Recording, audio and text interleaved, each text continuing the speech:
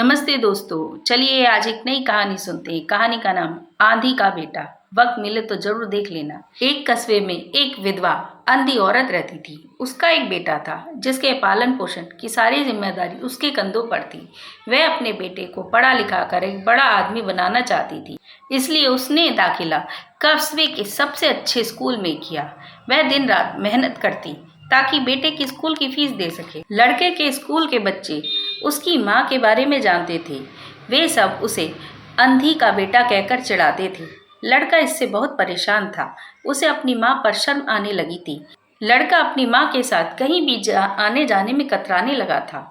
जब लड़का बड़ा हुआ तो उसकी शहर में अच्छी नौकरी लग गई। उसने अपनी माँ से वादा किया कि शहर में मकान लेकर उसे बुला लेगा, लेकिन वह शहर गया तो फिर लौटकर वापस ही नहीं आया। उसकी अंधी माँ उसके इंतजार ही करती रही। कई महीने बीत गए, लड़के की कोई खबर ही नहीं आई। अंधी माँ से एक दिन रहा नहीं गया। वह अपने बेटे से मिलने शहर पहुंच गई। पूछते पूछते वह बेटे के ऑफिस पहुंची। वहां सिक्योरिटी गार्ड ने उसे रोक दिया। अंधी औरत ने गार्ड को अपने बेटे का नाम बताया और बोली, उससे जाकर कहो कि गांव से उससे मिलने आई है। गार्ड ने जाकर उसके बेटे को बताया। बेटे ने ऑफिस की खिड़की से देखा तो उसे अपनी माँ गेट पर बाहर खड़ी दिखाई दी।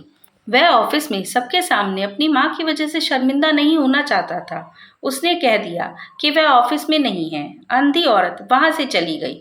शाम को वह लड़का ऑफिस से घर जाने के लिए निकला। रास्ते में एक जगह काफी भीड़ जमा थी।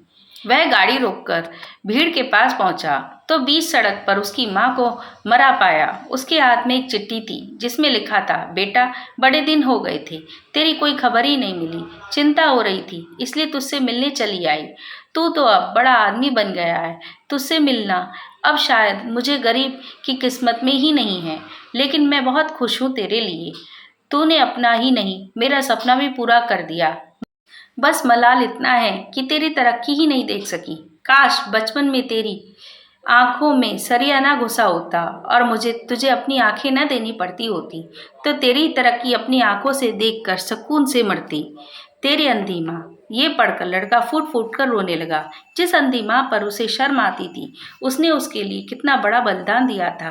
वह आत्मग्लानि से भर उठा और जिंदगी भर खुद को माफ नहीं कर पाया।